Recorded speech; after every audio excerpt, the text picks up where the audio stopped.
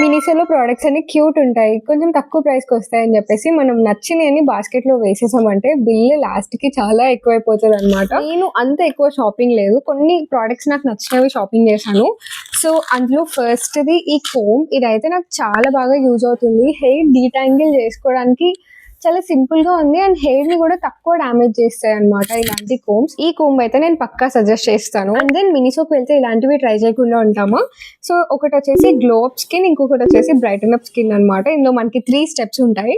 Face wash, face serum, face mask. So, ఇట్లా 3 steps ఉంటాయి. And 2 తీసుకున్నాను.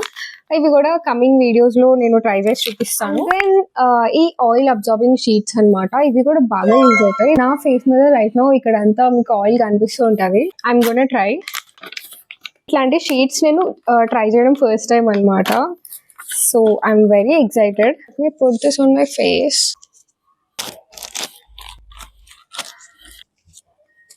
నాకు ఈ పేపర్ మీద అయితే ఆయిల్ ఏం కనిపించట్లేదు.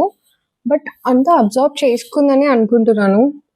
I don't know. దెన్ ఈ లింట్ రోలర్ ఆల్రెడీ ఒకటి యూజ్ చేస్తున్నాను. చాలా బాగా యూజ్ అవుతుంది ఇది కూడా. ఒకటి ఈ ప్రోడక్ట్ తీసుకున్నాను. అదెందుకో కొంచెం స్మెల్ వస్తుంది. ఎందుకో తెలియదు.